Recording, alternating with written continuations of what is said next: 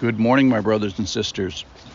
Today is June the 16th. It's the 94th day of the ever-expanding quarantine. And we have a beautiful verse this morning. This is from 2 Corinthians chapter 6, verse 2. And this has been rattling around in my head for the last 24 hours. Of course, I didn't mean to consider this verse, but we ran across it yesterday and the day before, and it's meant something to me, and I hope it means something to you by the time we're finished. Here it is. In a favorable time I listened to you, and in a day of salvation I have helped you. In a favorable time I listened to you, and in a day of salvation I have helped you. We've been talking about the believer's activity or the non-believer's activity in sort of getting to be a Christian and to crossing over into the kingdom. That is, to believe, to have faith, to kiss the Son, and in the vernacular of the passage here, receive the grace of God. So the emphasis has been, don't fail to do your part. And I was thinking about this, about becoming a believer. Now, think of it as a physical location. You're not a believer, you're in a particular location, and then when this process is over, you are a believer, you're in a different location. You've moved from the earthly kingdom, if you will, to the kingdom that Jesus came to proclaim. Part of the trick in people in coming to faith is they figure out, first of all, you got to figure out where you are. That you're in a bad place, you're in the wrong kingdom. And then the things you're doing to get to the new kingdom, they ain't working. Whether that's being follow the law or being a nice person or whatever righteous acts you are, they're all falling short. You find yourself in the land of sin, you realize you don't want to be there, and how am I going to get out of there? So this is something you're only going to do one time. You've never done it before, and you're never going to do it again. So you're entirely inexperienced with this process. From going from a unrighteous, judged, condemned place to a place where your faith, walking in the footsteps of Abraham's faith, as we've talked about, is counted to you and counted as righteousness before God. So God's looking at you as, oh, you're perfect. You're literally perfect. So how are you going to do this? Go from one kingdom to this other kingdom? You're probably going to need some help. You've never done it before. You're never going to do it again. So you're going to need someone qualified.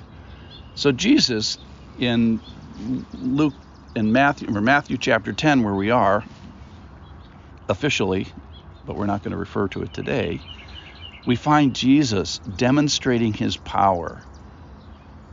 Power over the wind and the waves, power over demons, power over death, healing the little girl. Jesus is establishing his qualifications as, I can do this when you are ready to decide to go from kingdom bad to kingdom good. I am there to help you. So who are you going to call? Call Jesus. So the best analogy that I could think of was a surgery. Let's say you needed a spine surgery. Well, you can't do it on yourself. It's probably going to be the most dangerous day of your life, unless you hit the beaches at Normandy. There are things, that there are things that can go wrong, but there's more things that can go wrong than you even know about. So when you're looking for a surgeon, you want, an experienced surgeon, someone that's been there before, someone with a good track record, and someone that knows not only things you know, but the things he knows or she knows that can go wrong. What is your job then as a patient? Your job is just to show up and submit. They actually put you to sleep for this. Clearly, it's above your pay grade. It's above your qualifications. It's above your knowledge base. It's above your experience. It's above your training. It's even above your maybe ability to pay, and certainly above your ability to pay back.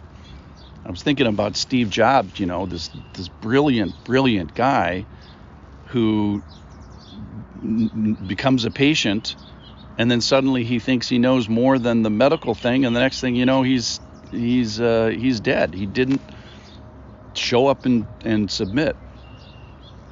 So on the day when you need the most help you're ever going to need, you're going to need Jesus to do this. So this morning, you're in one kingdom or another. There's no straddling the kingdoms. You're in the kingdom of the Lord. You've received him by faith, or you're not.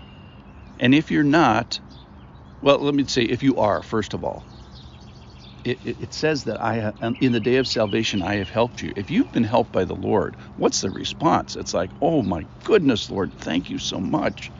It's just thanks. It's just worship. You helped me when I couldn't help myself.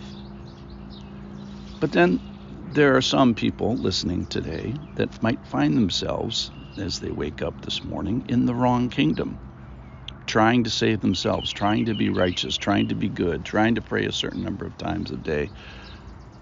So what's your job? Your job is to trust him today, to yield and show up. And here's the great news today. This is just wonderful, wonderful news. In this time, if this is your day, if this is your favorable time, the Lord listens and you're going to get help. And in the day of salvation, I have helped you. He has got this. He can help you do this. In fact, he's the only one that can help you do this.